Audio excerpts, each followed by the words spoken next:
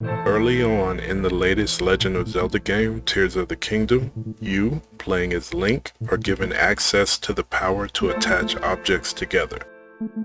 It's a simple thing, but there are so many possibilities with what you can do with this power to put any two objects that you find in the world together and build something completely new.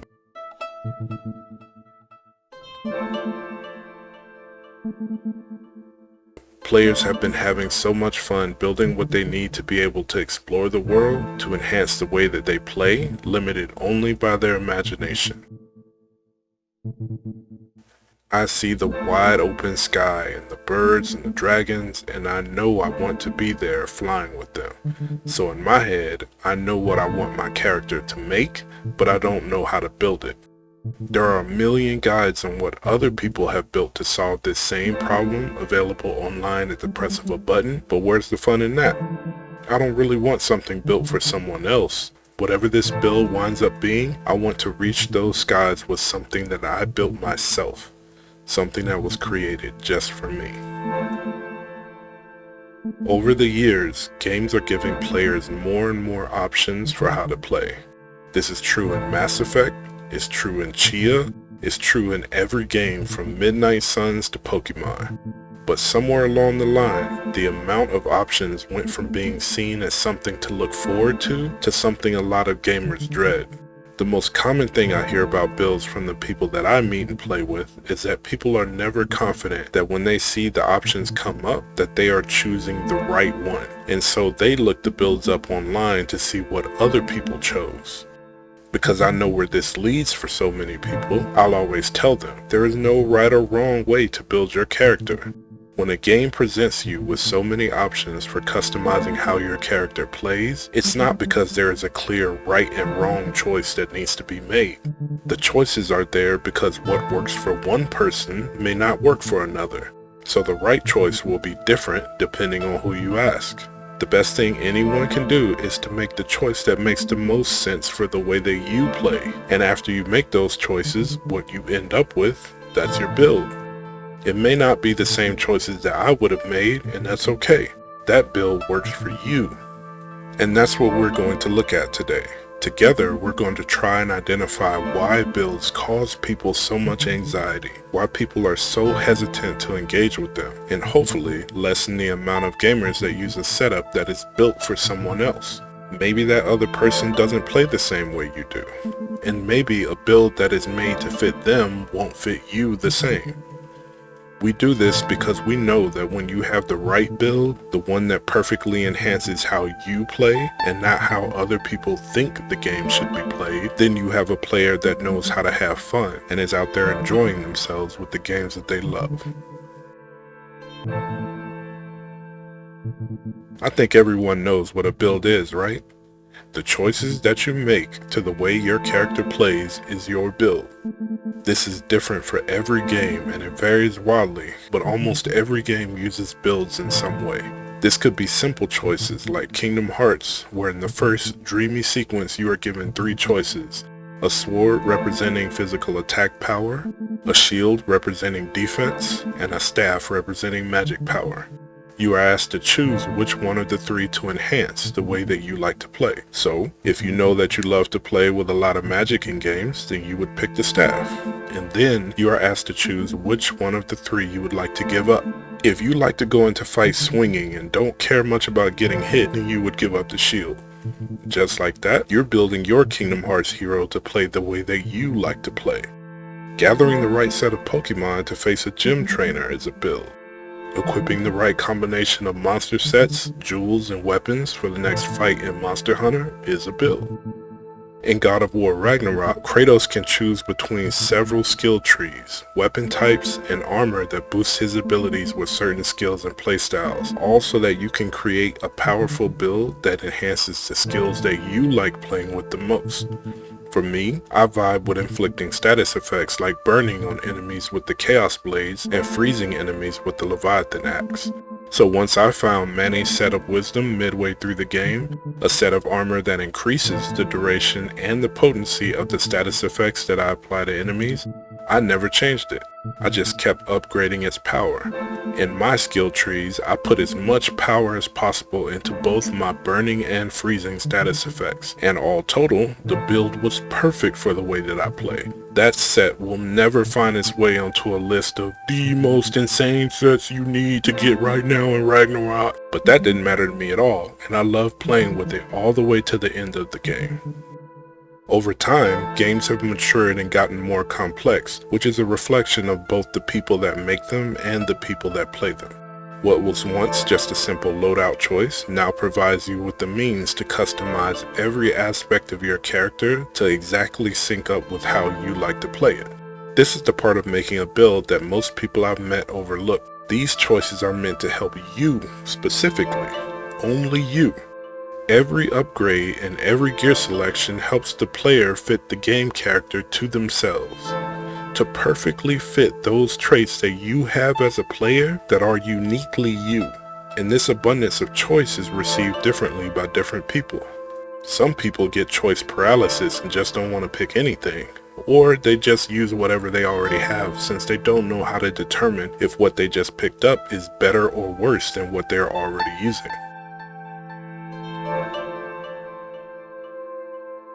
On a side note, the answer to that particular question is, it depends.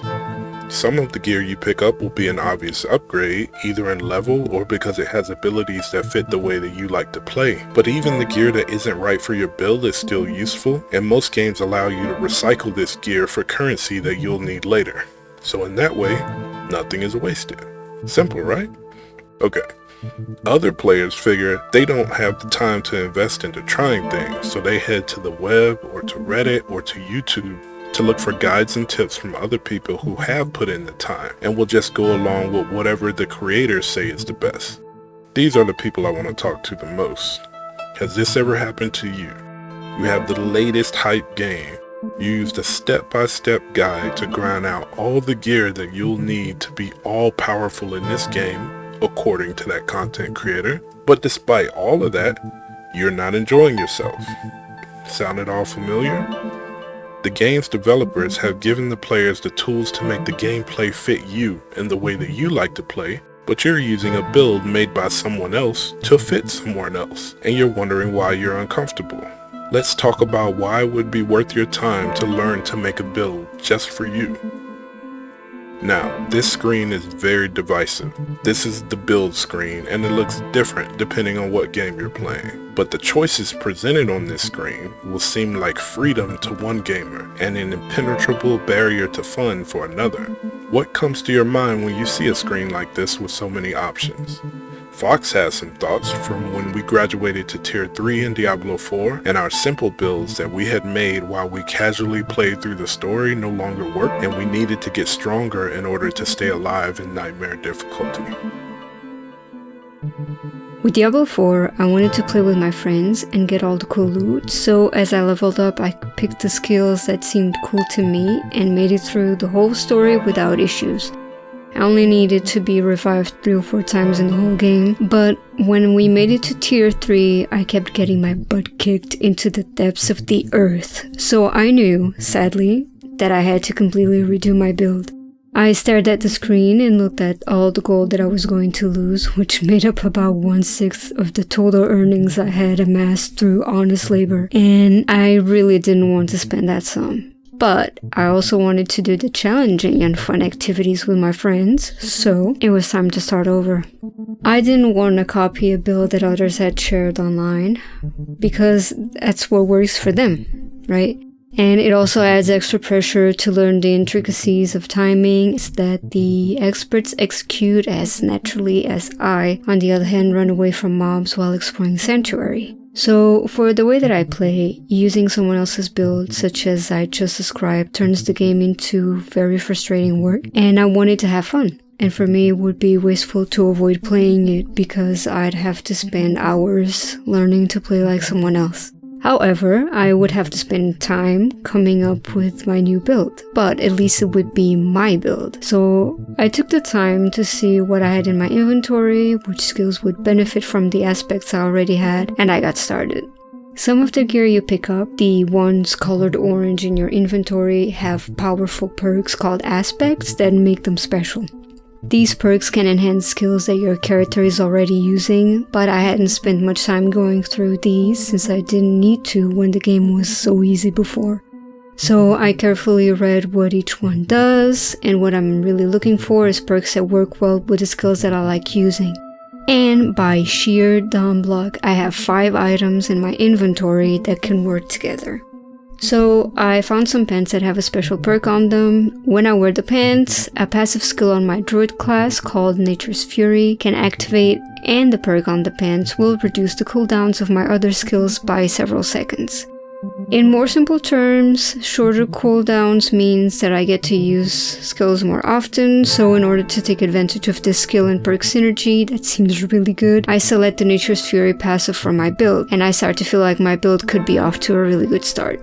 So on this amulet that we see here, I have an aspect that turns my werewolf skill into storm skills and my werebear skills into earth skills for the Nature's Fury passive. And that makes it so that if I use a storm skill, I can trigger a werebear skill for free, and if that happens, my werebear skill gets an extra cooldown.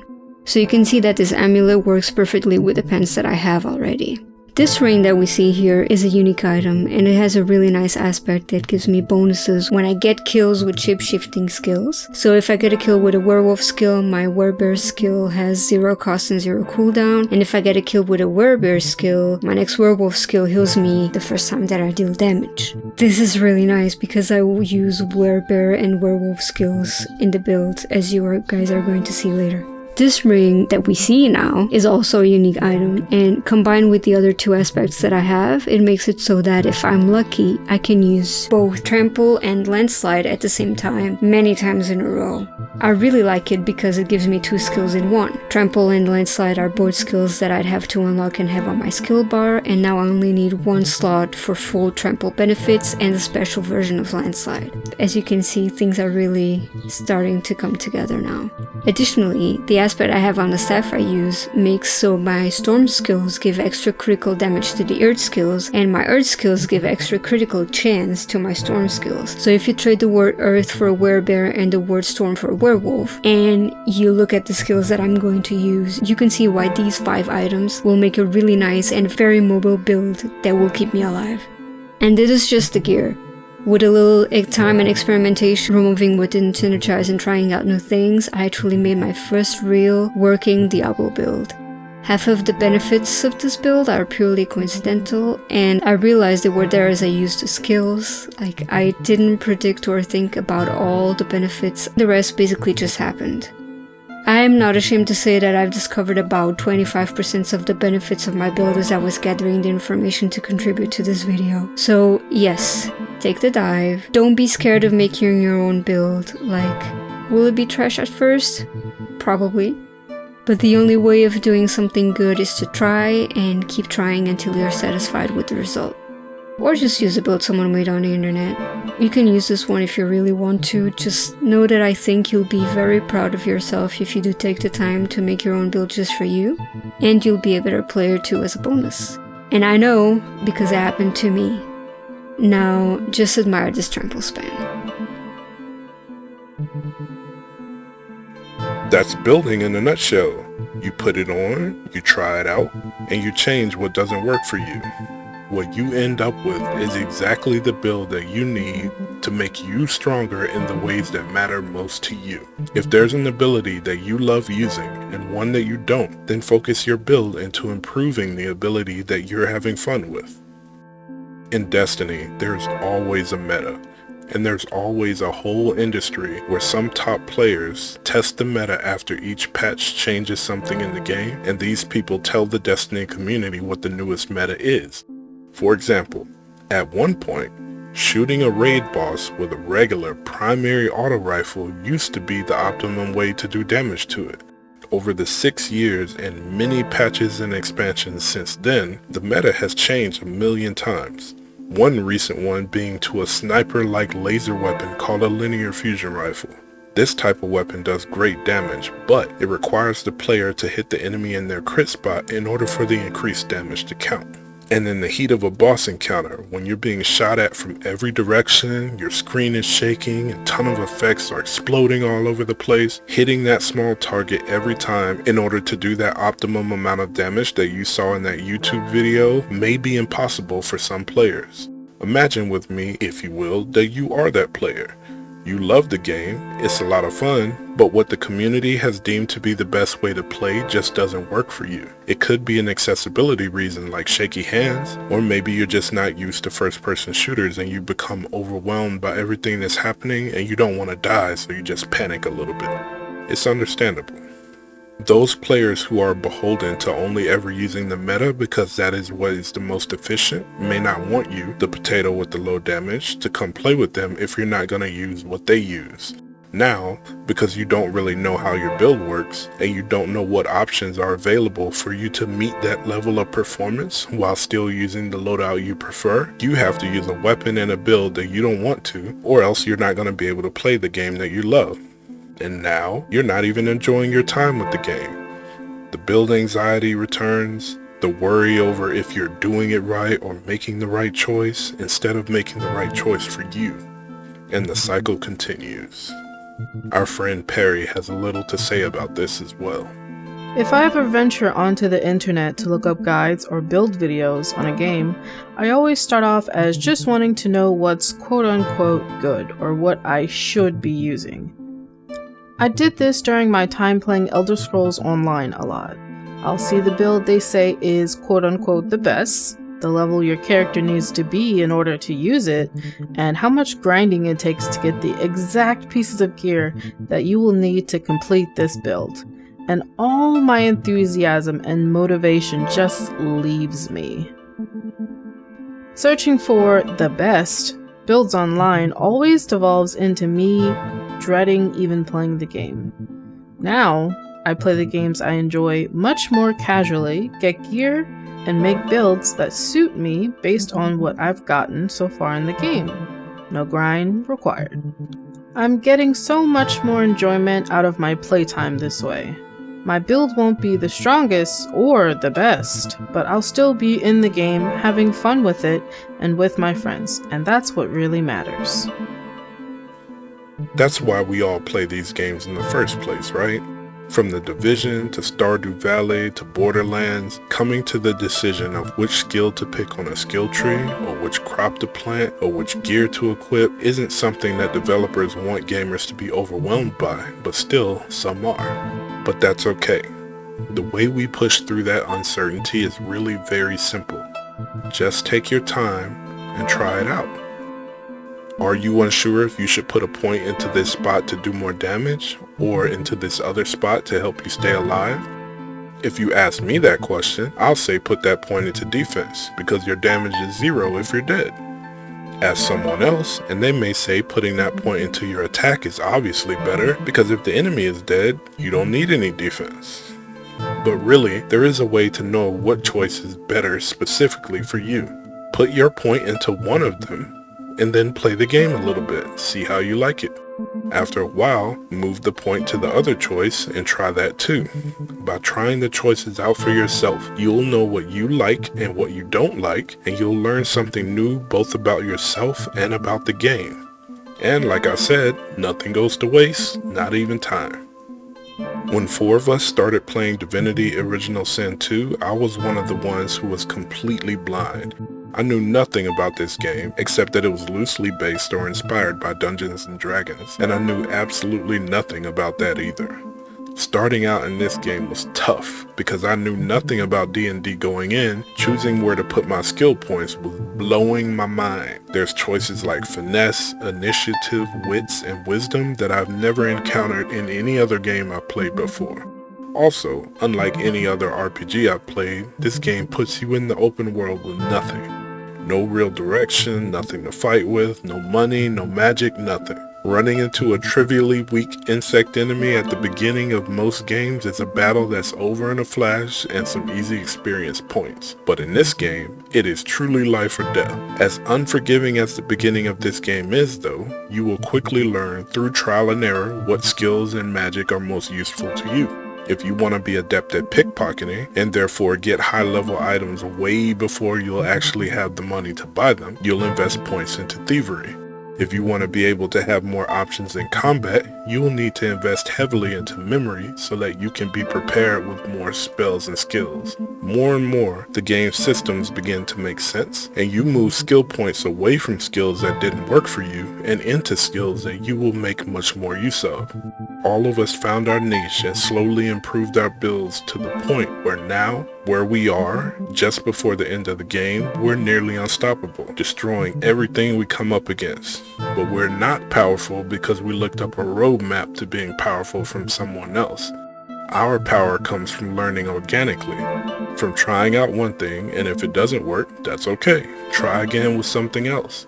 Now, no matter what the game throws at us, and side note, the game really throws some crazy stuff you won't expect at you, we're always ready to adjust because we've tried it all and we know what works for the way that we play. This is where the real skill, and as a result, the real fun of playing a game with building in it comes from. And it's become the part of these games that I enjoy the most. And at building's most extreme, you have the games where your success or failure 100% hinges on your build and preparation. I have a unique relationship with the XCOM series. There are certainly other permadeath strategy games I love, such as Fire Emblem, but the key difference that makes XCOM stand out is that every single character in your squad is customizable. When you make these characters people that you actually care about, when you are invested in making sure they actually make it back safe from the missions they go on, the tension is extraordinarily high, and that's a great thing.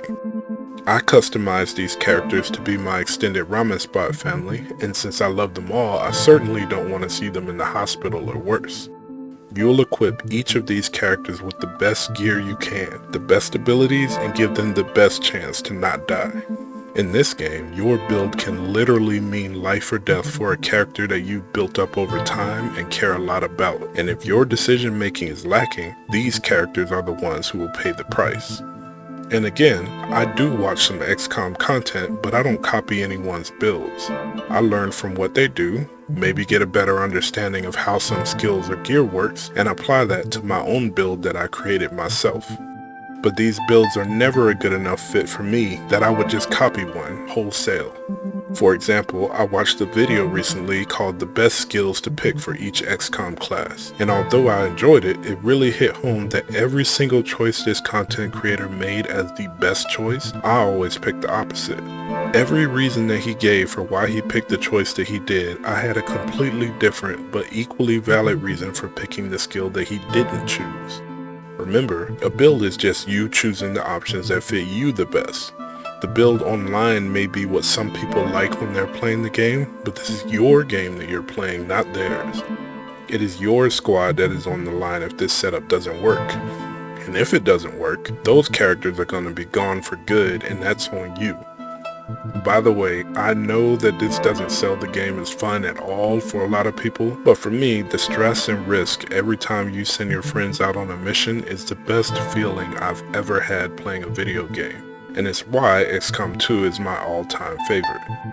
My ramen spot partner Fox is my best friend in real life, and if you think I'm gonna let her die to some aliens, you will be sorely mistaken. I'm going to have my squads equipped and trained to dominate no matter what the aliens throw at them. Now I know this sounds like I'm contradicting myself as a content creator who posts about the builds that I use in games. That is, on the main Ramen Spot channel, you should check it out. But I'm really not. I don't post the meta-defining you must run this or you're not doing it right build. I post the way that I play and I explain why I chose the things I did, because it can help someone that is stuck with a decision to know how the choice works and how it fits with the way that they like to play. It definitely helps me, and I enjoy watching these types of videos myself. But if you're just looking for a shortcut because you don't want to take the time to try out the available options for yourself, that's your choice. Just remember that using a build created by and for someone else comes with the risk of that build not being a good fit for you.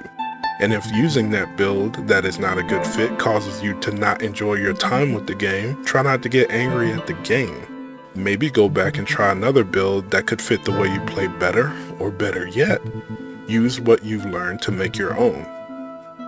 In the end, your build represents your freedom in a game, your choice. You don't need anyone else to tell you what to pick. You can do this.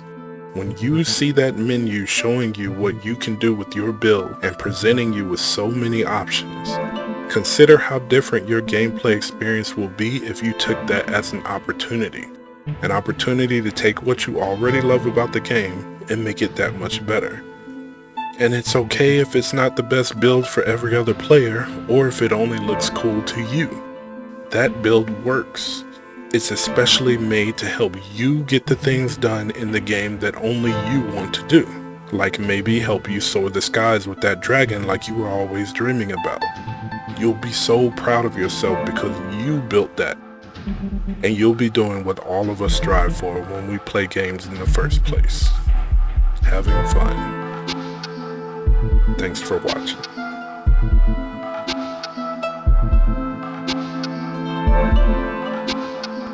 Thank you.